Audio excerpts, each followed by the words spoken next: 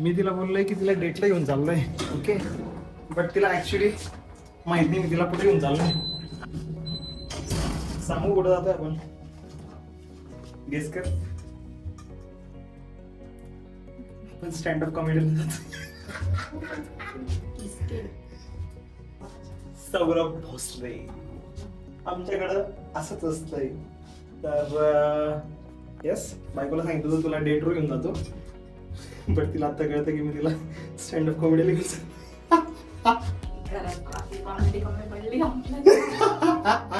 की त्याची कॉमेडी बघून चाललोय. तर नमस्कार मित्रांनो, मी आहे गुणा सोनवणे.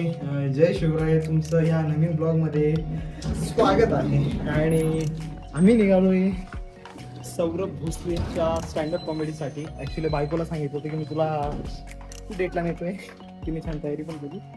बट येस, त्यांना रेडी आहे. तर निघालोय आम्ही मस्त डेटसाठी, जी काय सौरभ भोसले बघण्यासाठी. लवकरच भेटूया. Sorry,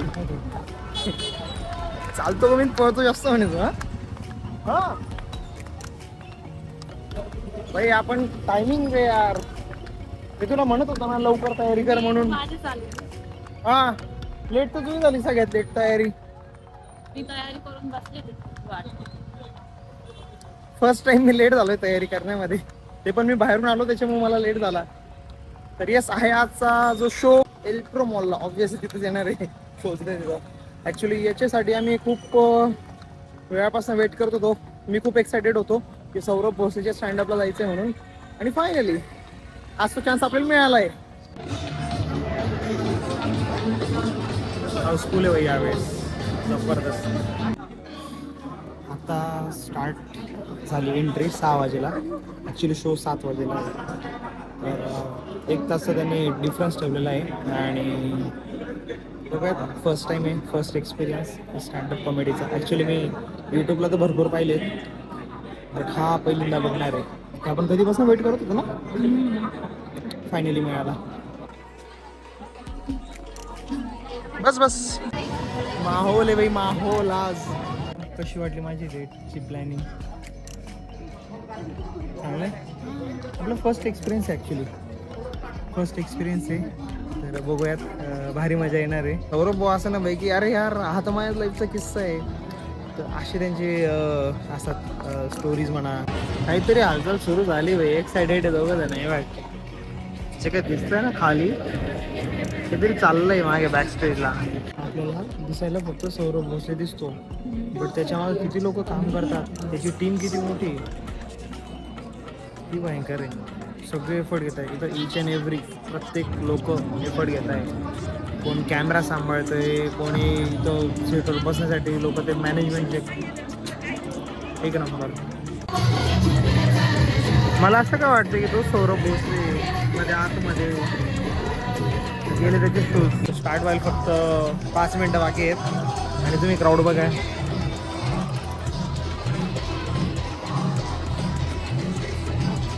full pack, houseful. Give a big round of applause and welcome Mr. Saurabh Sheetal Suresh Bhosle.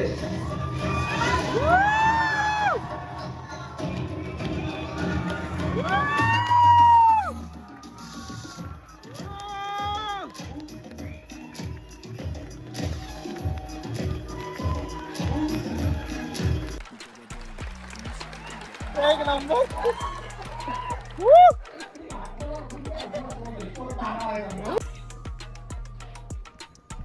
Bharat माता की